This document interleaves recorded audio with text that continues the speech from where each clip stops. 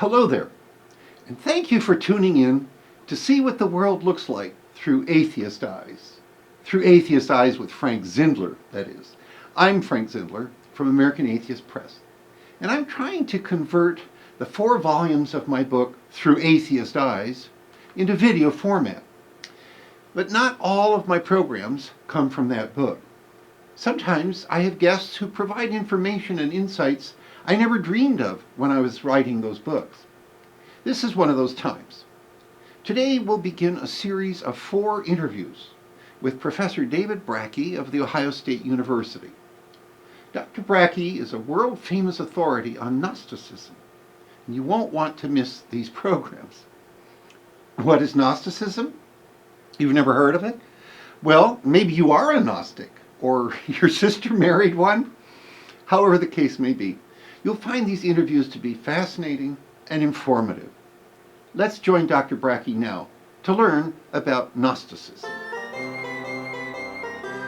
Hello there, and welcome to another program of Through Atheist Eyes with Frank Zindler.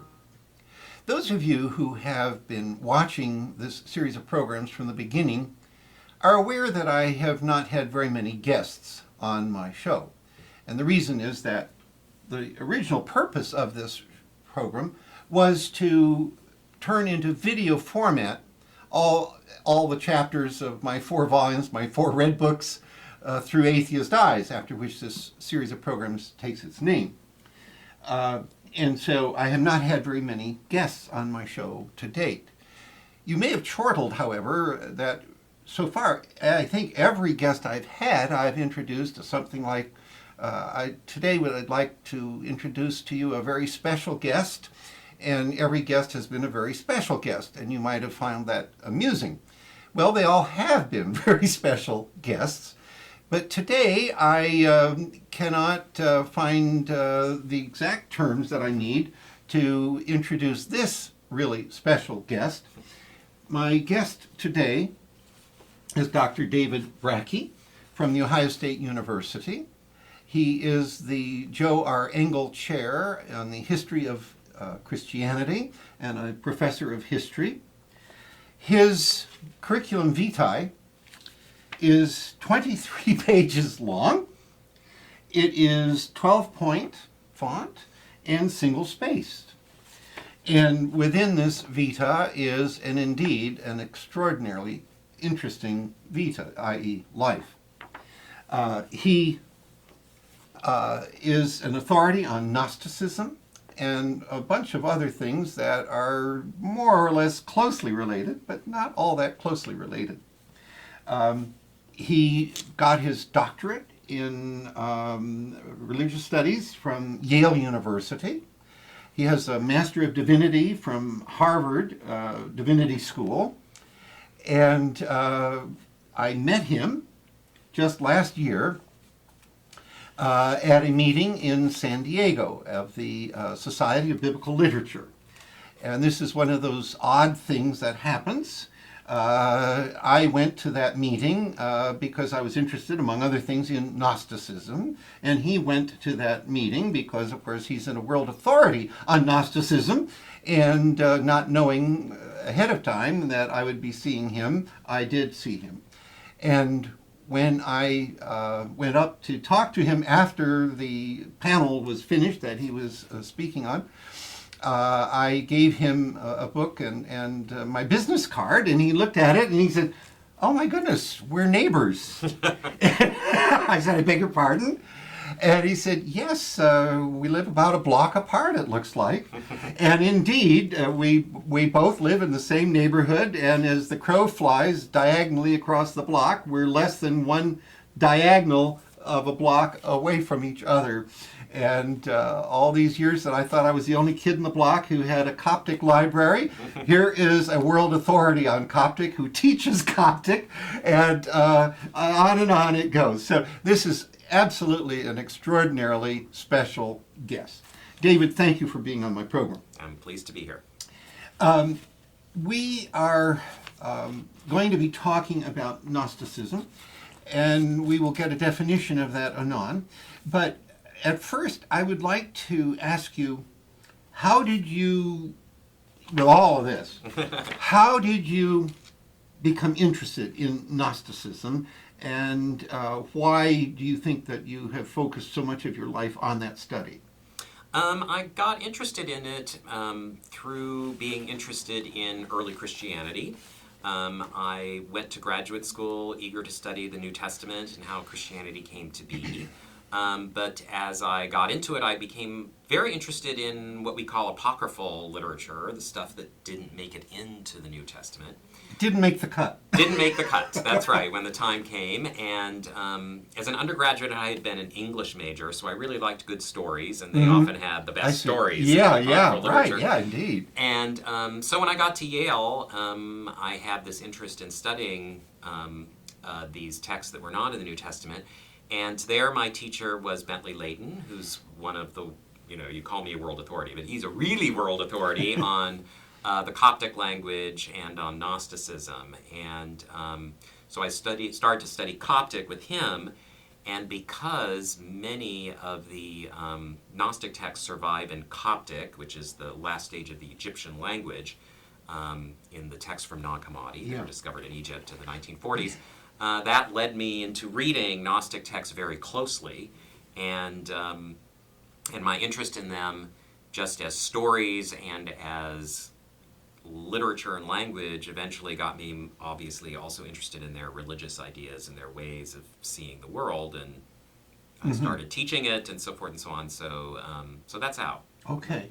Now, I suppose before we go much further, we need to talk about what is Gnosticism and so on. And I should tell our viewers that in the scholarly world, this is a very refined area of thought.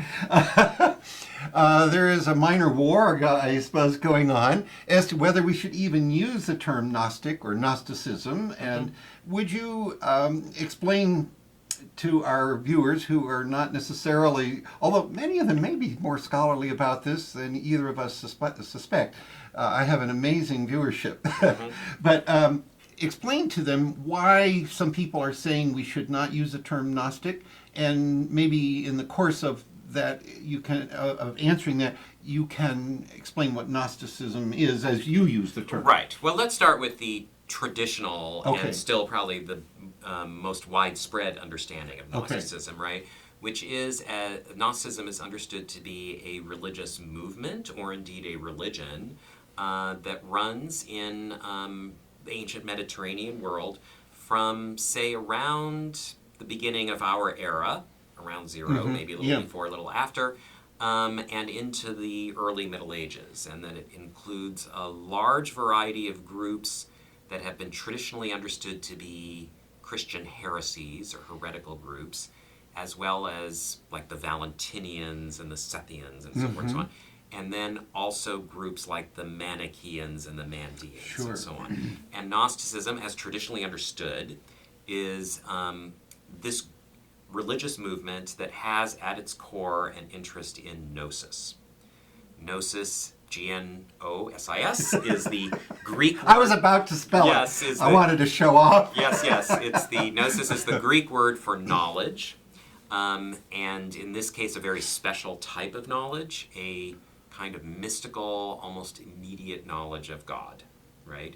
And so Gnosticism is seen as this religious movement that has to do with gnosis, that expresses itself often in highly complex myths, and that tends to be what we would call dualistic, that is making a sharp separation between the spiritual world, which is seen as truly real, and this material world, which is seen as ultimately not real and lacking in value and so forth and so on. So that's the traditional understanding of it. What's going on now for about the last 20 years in the scholarly world is a big debate about whether this category or this religion really even existed or exists, right? And so you have a bunch of scholars who are arguing that this scholarly category, Gnosticism, we have actually inherited that from Christian bishops and heresiologists, people who catalog and fight against heresies. Like Irenaeus, Hippolytus, Epiphanius, these kind of early Christians who wrote catalogs of heresies, right? we have inherited from them this idea that there is out there, or was in their day, out there, a vast set of religious people who teach what they called false gnosis, or gnosis falsely so-called, right? False knowledge, Yeah, right? yeah. And so these modern scholars argue we've inherited this category from people who were really developing it in order to define what true Christianity is. So they weren't interested in, the objective presentation of the views of others, right? The process of exclusion. Exactly. It was all about excluding and forming orthodoxy, right? And defining others as heretical. More others. Careful definition of the in-group. And putting everyone else shutting in, out all the out-groups. Yeah. Exactly. And so some modern scholars would argue when we continue to talk about this movement, religion, whatever you want to call it, as Gnosticism, we are grouping together a bunch of religious people, texts, movements that the only thing they really have in common is that they're not Orthodox Christianity or Judaism, right? And by putting them all into this group, we have falsely created a religion that didn't really exist, and we distort the individual texts and movements and people we put in this category by putting them in this category, by saying, you're a Gnostic, and therefore you believe all these things, right? And so forth. So one group of scholars for the last 20 years has been arguing we really shouldn't even use this term. We should give it up and do something else and talk about just Mandeans and Manichaeans and Valentinian Christians and so forth and so on. Another group of scholars, kind of on the other end, so to speak, of the spectrum, continue to believe that no, there really was a religious movement or religion called Gnosticism.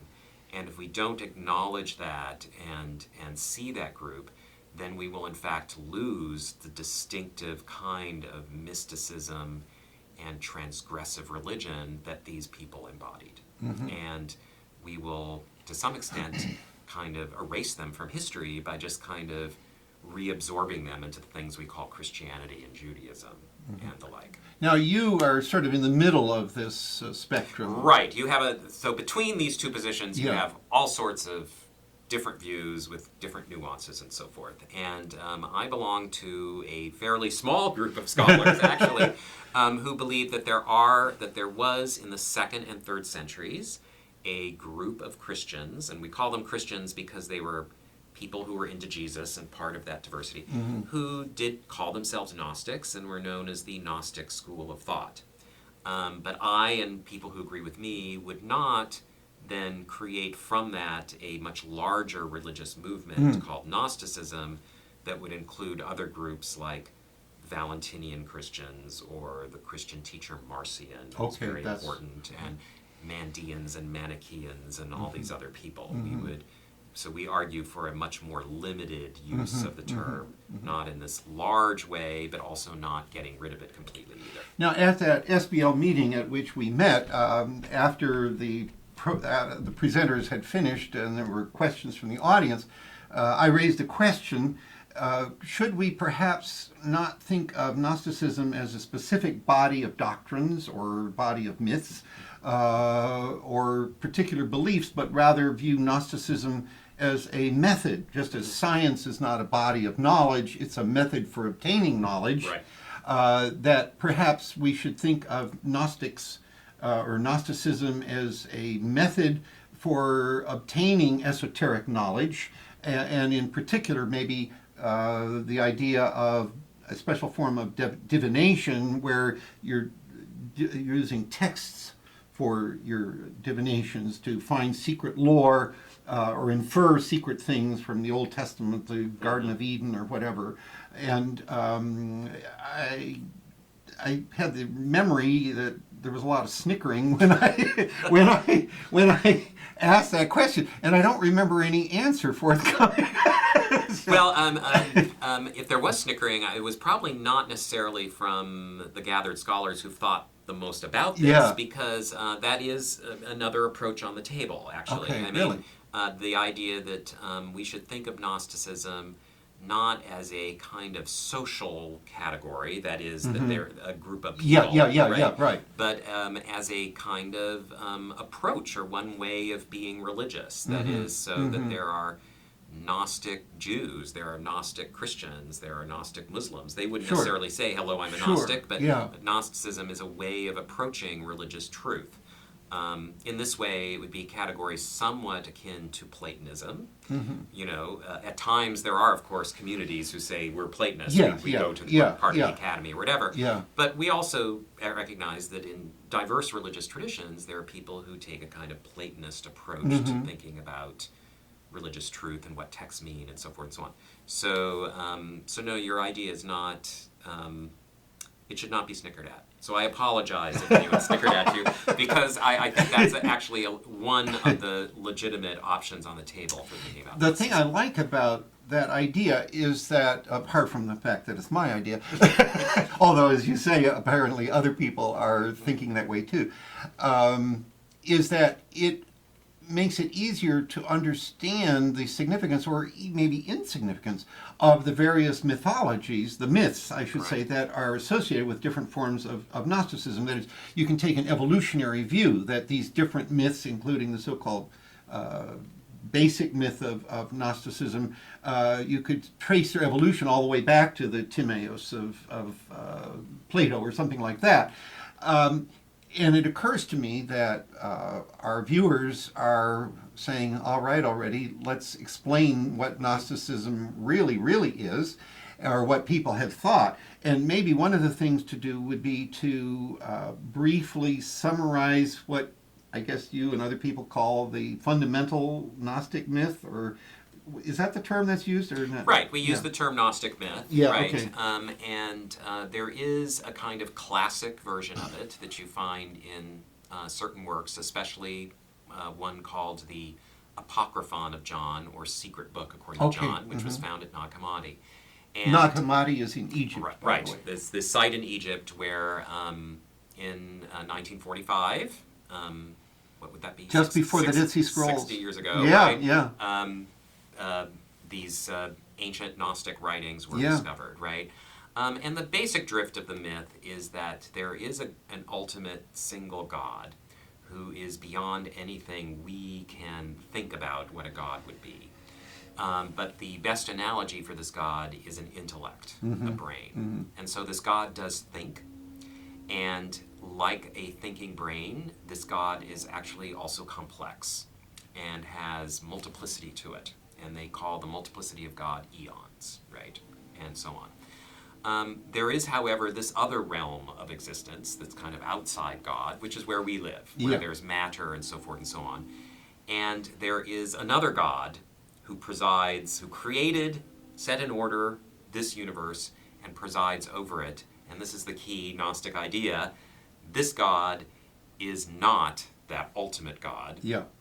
and is really not even of the same nature of that This would be the ultimate God of the Old Testament. Exactly. so-called. So according to the Gnostics, when you read Genesis and it says, Yeah. in the beginning God created the heaven and the earth, that God is not the ultimate God, and Yeah, is indeed yeah. of a completely different nature from that ultimate God.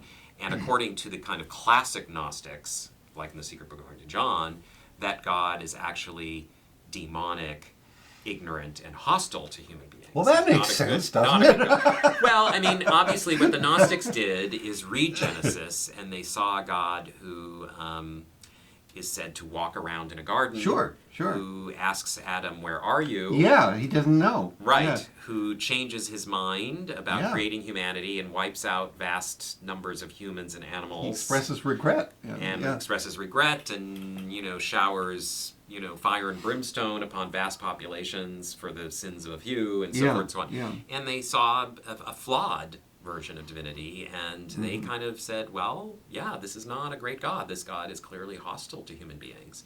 And so they posit kind of a God above God, if you want Mm-hmm. to think about this. And so the Gnostic myth is a story of how did that lower God come to be? How did human beings come to be? And why is it that I could know everything I just said to you? And the reason is, of course, is that within human beings is in fact some fragment or aspect or I don't know, some part of the divine mojo of this of the true God is part of us, so that our true affinity, what we should really worship, is this God above God, And we should realize that the God who created this universe is not the ultimate God. I'm just a stranger here. Heaven is my home. Exactly, and they mean that in a very precise sense that Yes. that this is really was not really ever meant to be where we are supposed to be in some sense. So isn't that hymn that I just quoted in some sense a distant echo of that idea that we're just strangers here? Right. Well, our real home is in. Exactly. One can argue that any form of religion that posits a heaven to which people will go later wants to say that this world in which we live is somehow flawed and can't be our ultimate true home. Right. What sets the Gnostics apart really is that they do not envision the ultimate end of this world as a kind of transformation of this world. Traditional Christian theology sees, when we talk about the end of the world in Christian thought, we're really talking about the end of the world as we know it, right? Traditional Christian thought is going to imagine this is going to be remade into a new heaven and a new earth, right? In Gnostic thought, no. All of matter is just simply not what was meant to be. It is, and it's going to go away. And what we really belong to is this different reality. So the sense of alienation from this creation is stronger, but there's also a much greater assertion of our true inner divinity, if you want to put it that way, right? That we really belong to this higher order. Right. So, yeah. Okay, well, now, since I'm having you on this program, I should justify this by one more thing, namely, what should atheists know about Gnosticism, and why should they know about Gnosticism? And that'll be the justification for having you on this program. So go. Okay. Well, certainly just anyone who's interested in Western religious history and the development of Christianity and Judaism would profit from knowing something about Gnosticism, because the traditional Christianity and Judaism that perhaps atheists in their personal lives and in their beliefs are rejecting, that Christianity actually came into being to a large extent in negation of Gnosticism. That is, Christianity developed as, no, that's not what we believe, and so let us try to explain that, right? So Christianity developed in part as a response to and rejection of what we're calling Gnosticism, right? Okay, but beyond that, more kind of basic, this is important for understanding intellectual and religious history of the West, there's also the fact that this is a kind of interesting notion of God, which posits a God that to some extent is atheistic in the sense that it says that this God, the ultimate God that really is the source of everything, is beyond any notion of divinity that we could have. In some ways, to even name it as God is in fact to limit it and to see it as, to see it incorrectly. Now, because the Gnostics admit this, because we use language, it's the only way we can think, and we are limited in our capacity, we end up talking about this ultimate God as a God and so forth and so on. But this is really an assertion that there is a God, but not at all a God, the way we would can think about it. And so it's an interesting version of, in some ways, and it's kind of, when you think about it just purely philosophically, it's a kind of atheistic theism or something of that kind. Well, right? In a sense, like original Buddhism, maybe, which was godless. People often see, resonances between certain forms of Buddhism and certain forms of what's called Gnosticism. At times all sorts of kind of historical theories have been posited for this. Well, there were Buddhist missionaries to the Mediterranean. Certainly more interaction than we give credit for. But I also think that we shouldn't discount the possibility that when people think about the human situation, the world in which we live, why is it, and so forth and so on, that one response that people can come up with, even independently, is that there is something more than this, but something we just can't describe or name. So I think there's a possibility that there's been that kind of interchange, but I don't think it's necessary to explain the resonances between Buddhism and Gnosticism. There has been, in the last few decades, an attempt to resurrect Gnosticism or some form of it, and my viewers may indeed, the next time they're at a juice bar or something, they may encounter this New Age attempt to resurrect the Gnostic religion or Gnosticism, the Gnostic method or something.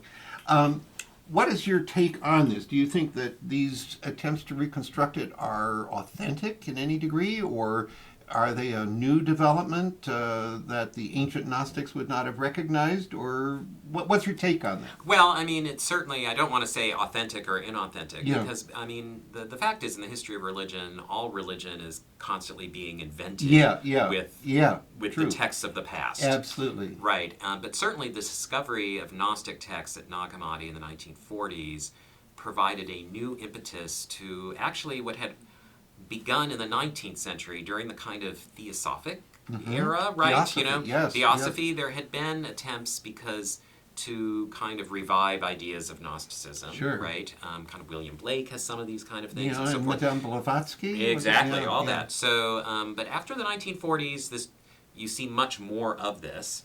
In kind of pop culture, you see like the novels of Philip Dick and movies like Blade Runner that definitely have Gnostic theme, or even more so, The Matrix. The makers of that film had read Nag Hammadi texts and were incorporating those ideas. But specifically religiously, you do find that there are several movements of Christians who decided to incorporate the Nag Hammadi texts into their spirituality and religion. I think the themes that you find in them, themes of, for example, self-knowledge, that one path to knowing God is knowing oneself, ideas of achieving a higher mystical union with God that you find in the Gnostic works. And several of the Gnostic works provide a place for a kind of feminine aspect to God. There are female eons of the divine intellect. All of this has appealed to some Christians. And if you look closely at these Christian groups, most of them, what they really are reviving is what we call Valentinian Christianity, which was a school of Christianity in the 2nd and 3rd centuries that was closely related to the Gnostics and had Gnostic ideas to it. I think these people reading these texts are rediscovering and drawing upon a genuine current in early Christian thought and reviving them for today. And I think they speak to certain concerns and values of modern people, and that I think helps to explain why this is happening. Very good. Now, it occurs to me we haven't had a chance yet to talk about any of the other areas of expertise that Dr. Brakke is an authority on. And I think that maybe we should just end this program now, and we'll do an unplanned extra program to explore some of his other areas of expertise and interests. And then we'll do a program on his book on Gnosticism, and another program on his great courses, teaching company, great courses on Gnosticism. So that'll be all for this one, and tune us in maybe a week from now, and we'll have another program about some of his other amazing interests. So that's it for now. I'm Frank Zindler for American Atheists. See you next time.